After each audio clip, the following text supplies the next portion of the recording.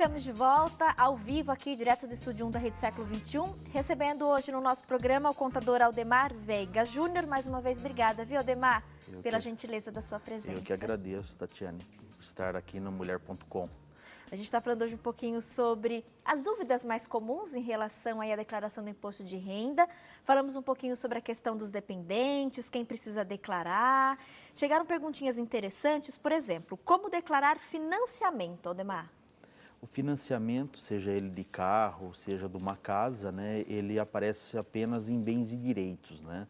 A pessoa declara as informações do imóvel e coloca aquilo que ele recolheu, né, que ele pagou, né, durante o ano 2017, acrescendo aquilo que já estava nos anos anteriores, de 2016 para trás. Então é só bens e direitos. Ele pega um informe perante a instituição financeira e lá vai constar os valores que ele pagou no mês a mês, um valor que ele antecipou e unifica com os valores de 2016 para trás. Outra perguntinha, Tati, como saber se eu sou isento? A informação do isento é se teve uma renda abaixo de R$ 28.559,70, se não teve rendimentos, né, isentos, que são de aplicações, né, em poupança e outros ganhos como saque de FGTS abaixo dos R$ 40.000. Também pode dar uma olhadinha no site, né, ou baixar o sistema, lá está bem detalhado, são poucos itens, os básicos são esses. E também se não tem um patrimônio acima de R$ 300.000 ano. Quem paga aluguel pode abater imposto? Não pode abater imposto, mas deve ser declarado em pagamentos efetuados, né? Quem vai pagar o imposto é quem recebeu esse aluguel, mas quem paga não tem nenhum tipo de dedução. Sócio de empresa precisa declarar? Não, no passado todo sócio, independente se tinha a empresa inativa ou não, era obrigatório. De uns 5 anos para cá, a Receita dispensou, né, quem é sócio, simplesmente pelo fato de ser sócio, não tem obrigação. A obrigação está no detalhamento de recebimentos de rendimentos tributáveis, isentos e atividade rural, ganho de capital e também patrimônio. Aldemar, eu queria te fazer uma pergunta, na verdade uma pergunta duas em uma, né? A gente tem várias participações aqui pelas redes sociais de pessoas questionando, Tati, eu posso deduzir remédios? Quanto eu posso deduzir com educação? E a gente percebe que muitos brasileiros optam por fazer em casa, baixando no computador, né? O aplicativo, enfim, e fazendo a sua declaração. E muitas outras pessoas contratam contadores, né? Esses escritórios de contabilidade, para fazer essa declaração. Paga uma taxa e esses profissionais fazem a declaração. O que eu percebo é que quando as pessoas fazem por conta própria, às vezes sem querer, cometem muitos erros, falhas, e isso pode dar uma dor de cabeça tremenda, né, Aldemar? Exato. Quais seriam os cuidados e até os erros mais comuns cometidos para aquelas pessoas que fazem em casa, portanto, sem o auxílio de um contador ou de escritório, para que elas não cometam esse erro, para que evitem dor de cabeça lá na frente? Primeiramente, em relação ao remédio, não pode, são só planos de saúde, gastos com médicos, dentistas, terapeutas e alguns outros profissionais, não são todos. Tá? A despesa com instrução, ele tem uma limitação de retorno para o contribuinte, independente de quanto ele gastou, então é importante declarar o valor total. Mas o abatimento é R$ 3.561,50.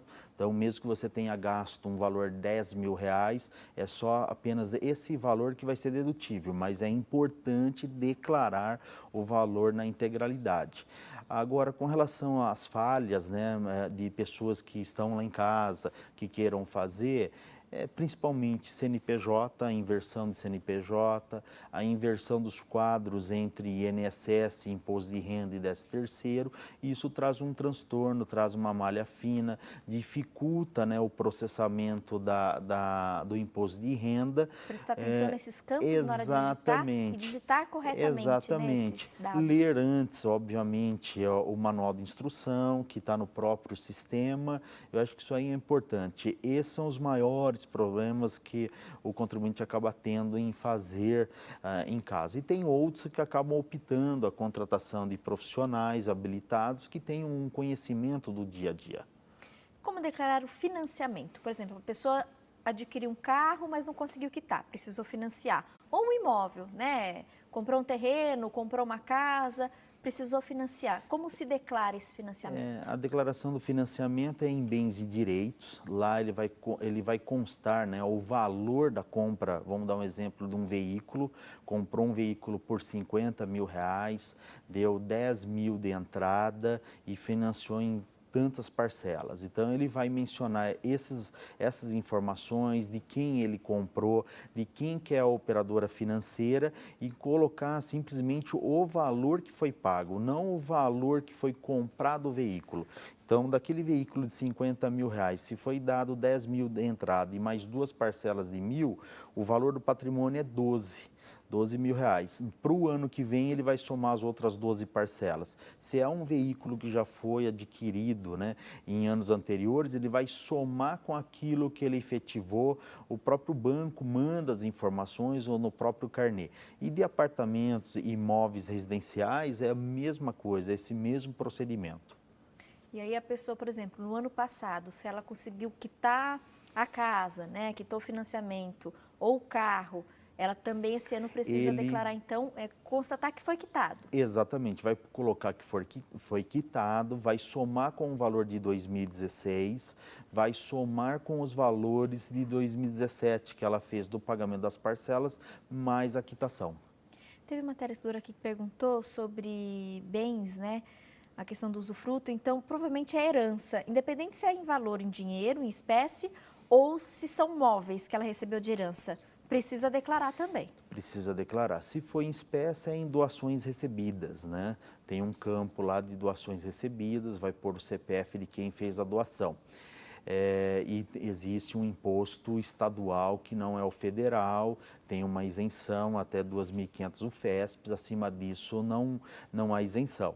E quem receber em usufruto um bem, né, uma casa, um imóvel em geral, ou um veículo, ele vai lançar lá em rendimentos isentos o valor que foi constado na escritura e no documento e também vai mencionar em bens e direitos esse valor para ficar compatível entre rendimentos isentos com aqueles bens e direitos recebidos. Ademar, muitas das nossas artesãs, elas possuem aquele MEI. E aí até, por exemplo, a Jane Clímaco de Viçosa, Minas Gerais, está perguntando: Tati, gostaria de muito de saber mais, entender. Sou artesã, abri o MEI e gostaria de saber como é que funciona agora essa questão da declaração. O MEI, ele também tem uma declaração anual, né? O microempreendedor tem uma declaração anual. Microempreendedor individual, tá? Eu Individual, falei MEI, eu estou tão acostumada exatamente. com as siglas. MEI, microempreendedor individual. Você pode abrir até para você ter alguns benefícios, para você conseguir a nota fiscal.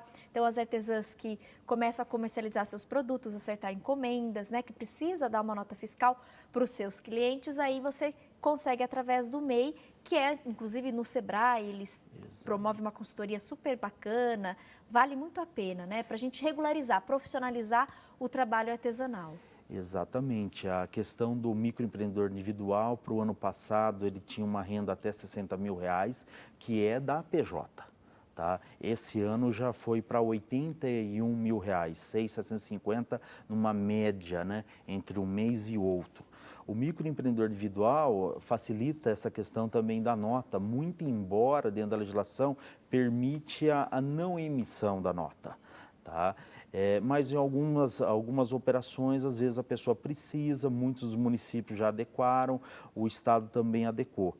A questão também é o imposto de renda à pessoa física, né? Se teve um ganho, né, entre o isento e o tributável que esteja dentro daquela norma, teria que ficar atento, porque também muitos outros empreendedores têm também uma atividade fixa como trabalho assalariado.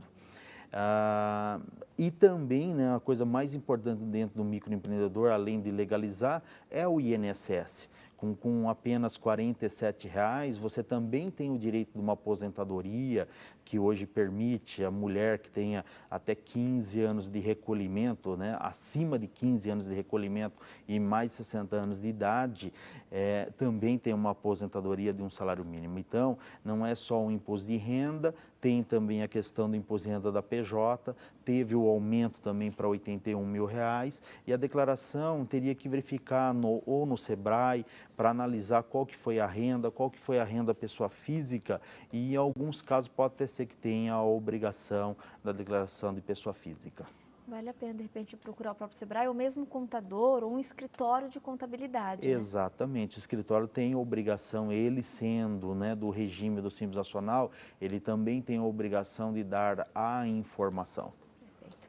Mais uma pergunta interessante, como declarar um pagamento feito pelo ex-marido diretamente num plano de saúde em nome da ex-esposa? A dúvida é, né, enquadra em pensão ou a ex-esposa deve declarar somente como pagamento do plano de saúde? Teria que verificar como que foi a decisão da separação judicial.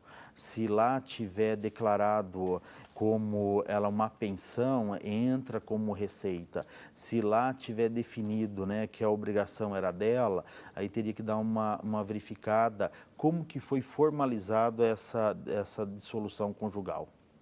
Perfeito. Dúvidas esclarecidas dos nossos telespectadores? Aldemar, tem alguma coisa que a gente não conversou aqui que você acha importante passar para a gente poder finalizar a nossa entrevista? Alguma última orientação?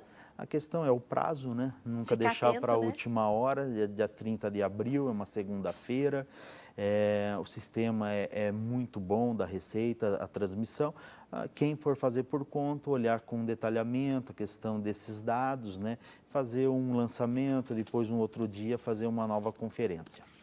Obrigada, viu, pela presença. Mais uma vez, a gente agradece ao Aldemar Veiga Júnior, contador, esclarecendo as dúvidas mais comuns em relação à declaração do imposto de renda. Eu vou fazer um intervalo comercial rapidinho e daqui a pouquinho eu volto com Vera Brugin, trazendo mais uma sugestão de artesanato para vocês. Uma peça linda, um quadro com suculentas. Até já!